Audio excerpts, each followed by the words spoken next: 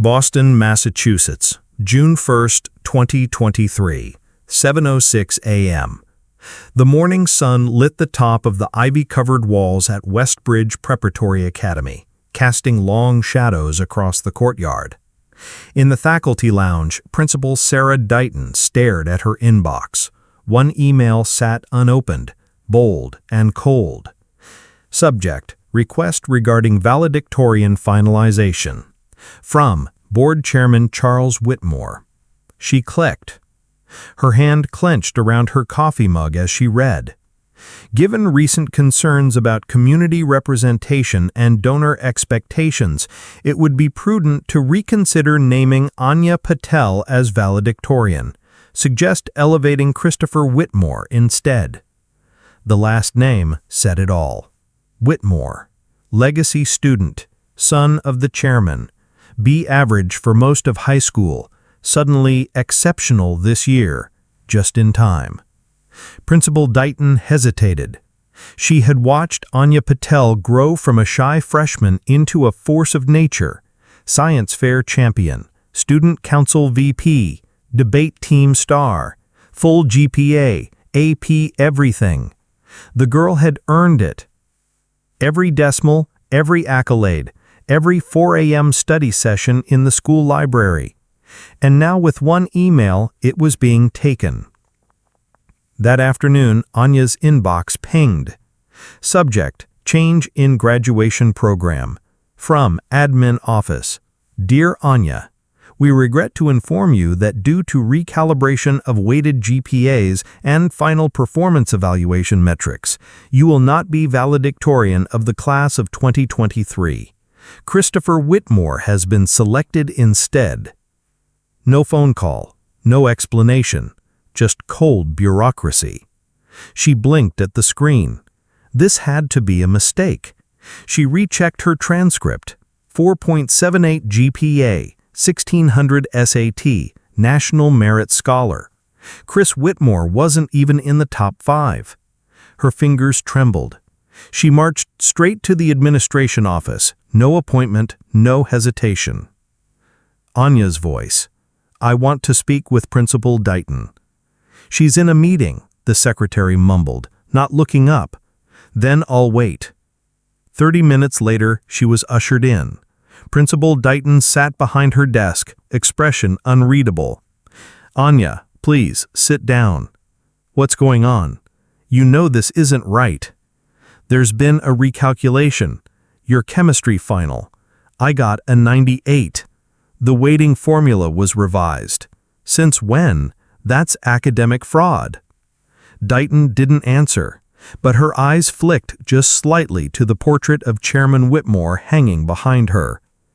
Aanya, she said softly, sometimes these decisions are complex. No, they're racist and cowardly. Aanya stood up. I'm not going quietly. I hope you won't, she whispered, almost too low to hear. That night, Aanya drafted a post. She listed her GPA, her record, the sudden recalculation, and the name of the student who replaced her. She tagged the school. Then she hit post. The internet didn't stay quiet. By morning, #JusticeForAnya was trending on Boston Twitter. Former Westbridge alumni started sharing their own stories. They made me change my name on college apps to sound less foreign. My scholarship went to the dean's niece. I had a 4.6. This school protects donors, not students. The storm had begun. But with it came retaliation. On day 2, Aanya received a letter. Official notice of suspension for inflammatory conduct unbecoming of a student.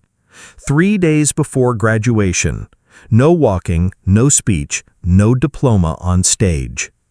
Her mother, Dr. Aanya Patel, marched into the school that evening in her ER scrubs, still smelling faintly of antiseptic and adrenaline. I left a 12-hour trauma shift for this, she said to the front office, and I'm not leaving until you unsuspend my daughter. Security was called. Aanya watched her mother stand firm as 2 guards escorted her outside. The next morning, someone had thrown eggs at their front door. One of them, Boston Commons, June 10th, 2023. What began as a single student holding a cardboard sign outside a prep school had grown into something no one, not even Aanya Patel, could have imagined. Over 800 people filled the park, carrying banners that read, "Grades over donations. Academic justice now. Hashtag justice for Aanya." TV crews lined the edge of the commons. Student activists from other elite schools had joined. 3 professors from MIT and a retired federal judge stood behind the mic on the pop-up stage. And at the center of it all stood Aanya.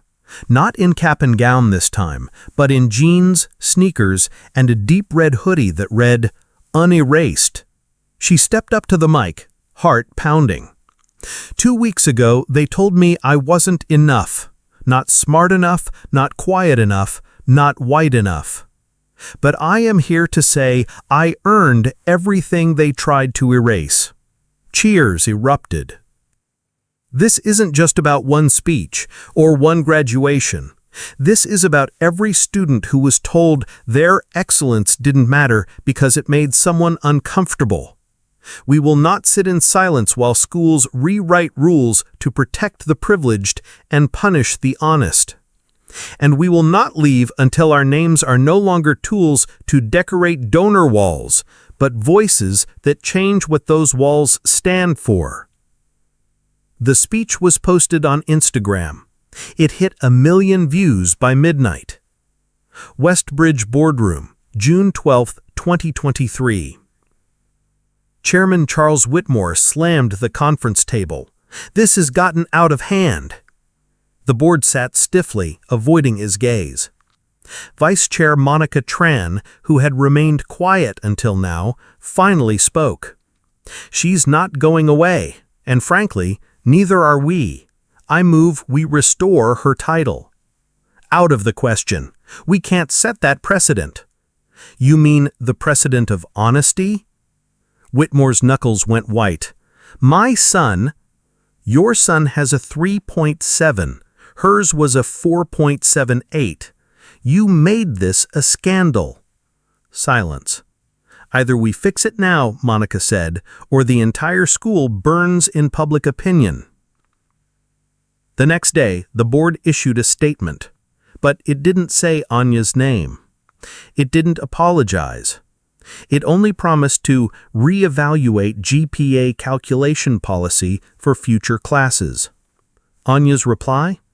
She launched the UnErased Network, a student-led coalition to track and report academic suppression, especially in private institutions.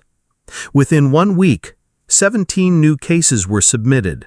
5 came from former Westbridge students.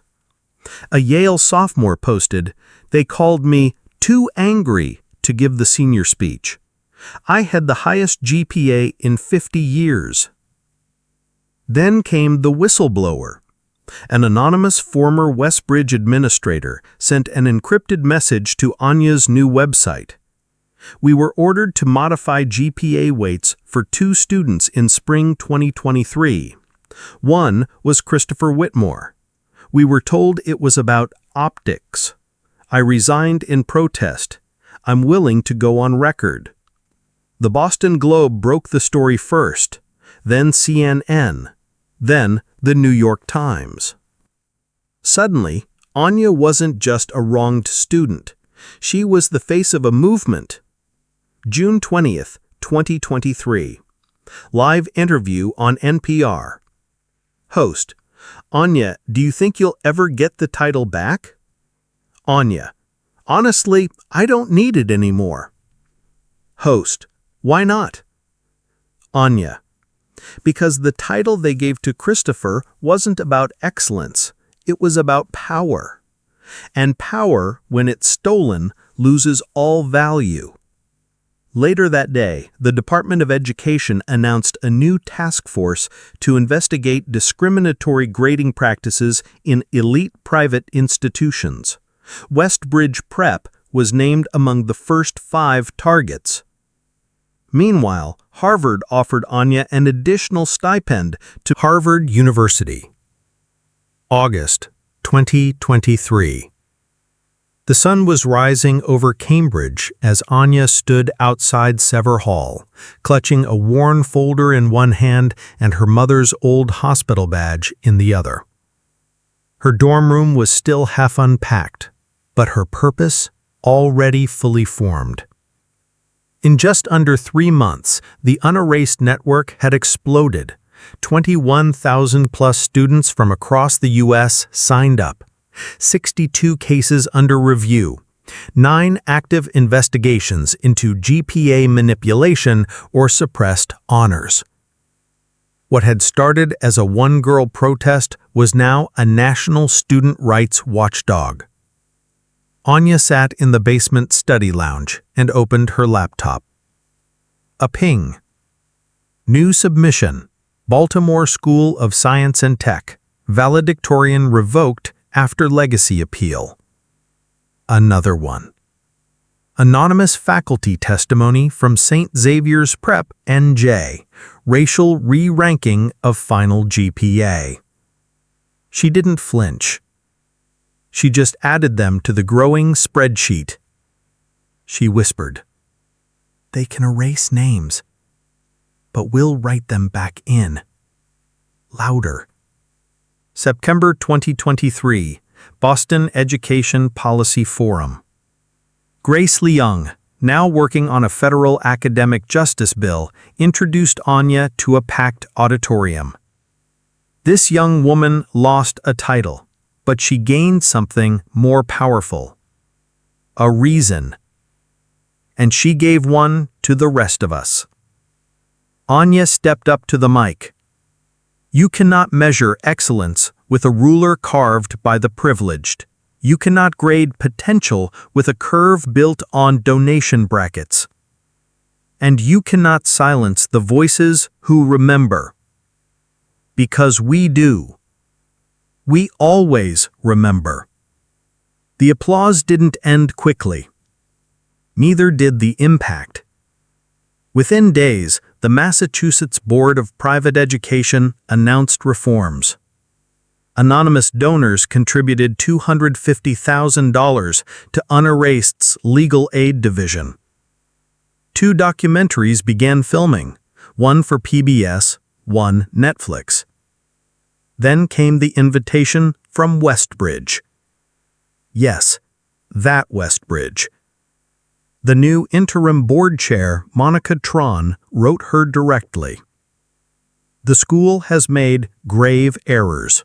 We would be honored if you returned to accept your rightful title at a special ceremony. The board is prepared to offer a full public apology. Aanya read it 3 times. She closed her laptop and waited. 3 days later, she responded, I don't need the title, but the students who come after me need to see what repair looks like. I'll be there. October 2nd, 2023, Westbridge Preparatory Academy, Assembly Hall. The banner said, Welcome back, Aanya. The entire senior class was there. Many alumni returned. Reporters filled the back row. And on stage stood the podium where Chris Whitmore had once delivered a speech he didn't write for a title he didn't earn. He wasn't present. His father had resigned from the board quietly weeks ago. Monica took the mic. Today is not about damage control. It's about acknowledgement. Aanya Patel, on behalf of Westbridge Academy, we apologize. You were not just our valedictorian. You were our conscience. And from this day forward, every transcript, every plaque, every piece of official record will reflect the truth. She stepped aside. Aanya took the stage. Thank you. But I don't stand here to accept anything. I stand here to return something, voice, memory, dignity, to every student who never got this moment. She held up the original GPA. Harvard University, October 2023. Aanya scrolled through the UnErased submissions late into the night. Most were like hers: stolen titles, reshuffled rankings, unfair punishments. But then came a message with no subject line, no name, just a timestamp and a whisper of fear. They told me if I reported it, I'd lose my scholarship. He still teaches there. I have the emails. Aanya sat back.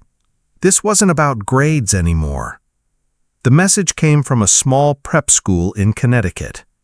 The sender, later confirmed through encrypted follow-up, was a former valedictorian, class of 2022. She had been sexually harassed by a faculty member. When she tried to report it, the headmaster told her rumors could ruin futures. Hers, not his. The GPA tampering was only part of it. It was silencing. Aanya brought it to the Turner Foundation, which had partnered with UnErased.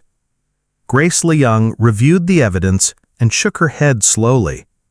This goes beyond academic manipulation. This is systemic. They're using honors as leverage to keep girls quiet. The next week, they found 3 more cases. Different schools, same pattern.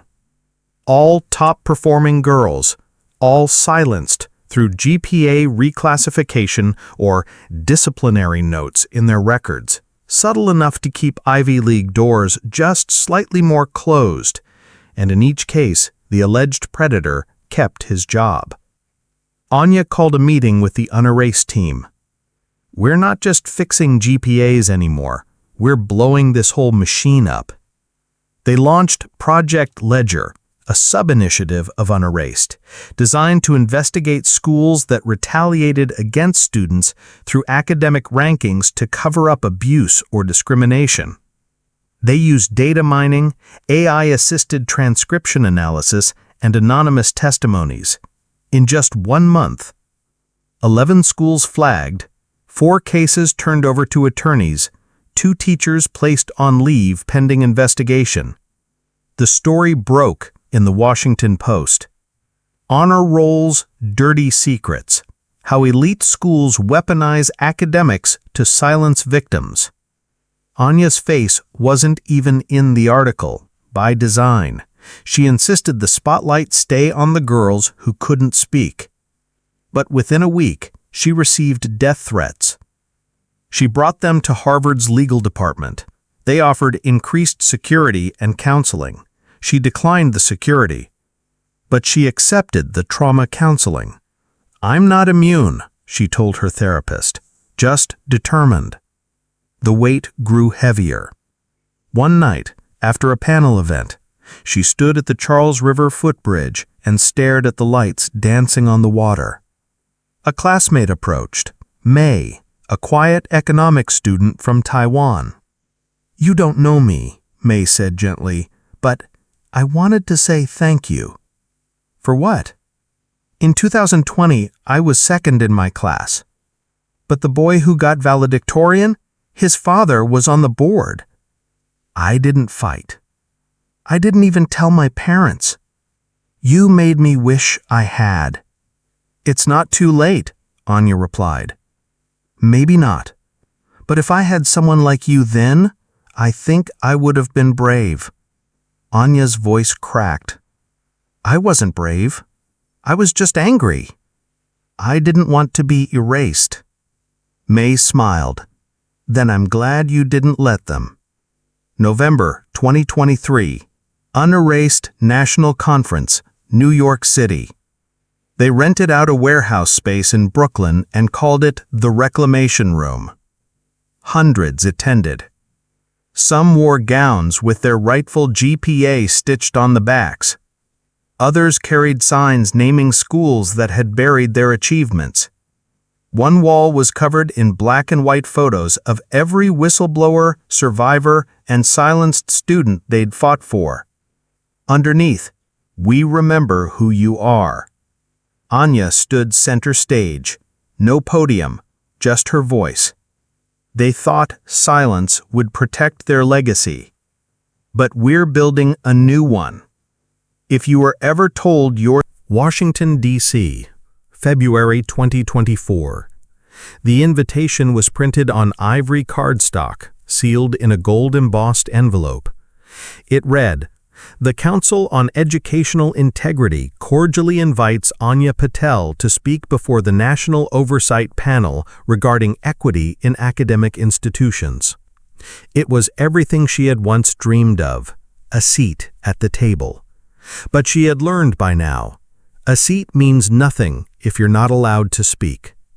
2 nights before the hearing, Aanya met with Grace Leung and the Turner Foundation's legal strategist. They spread out reports, statements, and internal memos across the table. "The prep schools will have lawyers and PR teams," Grace warned. "They'll come armed with numbers, not names." Aanya nodded. "Then I'll bring the names." Day of the panel hearing.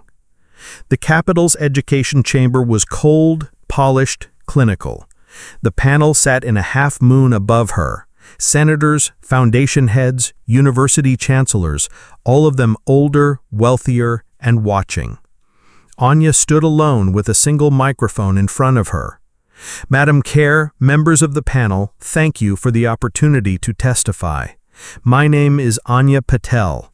I was stripped of my valedictorian title 3 days before graduation because I was inconvenient to donors." Gasps echoed. The chairwoman glanced at her counsel. "That was the beginning, not the end." She opened a folder and began to list them. Case 101, L, age 17, Illinois. GPA downgraded after filing a sexual misconduct complaint. Case 112, Kayla, age 18, Georgia. Suspended for academic dishonesty after reporting a racist math teacher. She had never missed an assignment. Case 127, Miriam, age 16, California. Threatened with transcript penalties for organizing a protest. She paused. All girls, all top of their class, all silenced by policy. This isn't about academic excellence, it's about gatekeeping, and the people with the keys have kept quiet for too long. The panel sat stunned. Only one voice broke the silence. "Miss Patel," a senator said, adjusting his glasses, "are you accusing these institutions of criminal misconduct?" She didn't blink. "I'm not accusing, I'm proving." She held up a flash drive. "Everything I said is documented here. Emails, policy changes, internal messages from board members admitting to weighted GPA manipulation for legacy students." The chair accepted the drive. The session ended early. Within 24 hours, the panel voted 10-1 to formally recommend a federal audit of private prep school ranking systems. But Aanya didn't go back to Harvard. She went straight to Westbridge Academy. The school had just installed a brand new wall in the main hallway, Legacy of Excellence. Photos of past valedictorians, headmasters, and top donors lined the marble corridor. Aanya and 5 other students showed up with a crew of journalists and one quiet alum named Jasmine, who had submitted the very first anonymous harassment claim to UnErased. Jasmine carried a printed photo, her senior class portrait, the one never included in the archives. Aanya handed her a roll of double-sided tape. "Are you ready?" Jasmine nodded. She placed her photo directly in the center of the wall. Underneath it, a paper placard that read, "Erased, but not forgotten." Students began to gather, then alumni, then faculty. They didn't yell, they didn't chant, they just stood silently, a wall of memory in front of the wall of money. One teacher slipped a note into Anya's hand before quietly retreating back into the building. It read, "They built this school on silence. You gave it back its voice." 2 days later, Westbridge announced a formal agreement to cooperate with federal investigators. They would reissue corrected diplomas to students whose honors had been administratively altered. They also removed 4 board members, including those tied to donor manipulation schemes. Meanwhile, the UnErased legal fund reached $1.2 million in grassroots donations. Dozens of attorneys across the country volunteered for free. Aanya turned most of them down. Cambridge, Massachusetts, June 2024. It wasn't held in a stadium. There were no fireworks, no famous keynote speaker. Just folding chairs, a simple stage, and a banner that read, UnErased Commencement, Class of Survivors. Over 400 students gathered that day, not all from the same school, not all wearing caps and gowns. Some wore suits. Some wore saris. Some wore jeans and t-shirts with their GPAs printed in bold letters across the front. Each one had a story. Each one had been erased until now. Aanya Patel stood behind the podium, no script in hand. She didn't need one. Today isn't about what we lost. It's about what we reclaimed. They called us too angry, too loud, too proud, too brown, too broke, too female, too much. But look around. We are exactly what truth looks like when it survives silence. She pointed to the crowd. Every one of you was told you didn't belong in the spotlight. So we made our own stage. Applause rang out, not wild or rowdy, but rooted. Your GPA is not a leash. Your transcript is not a muzzle.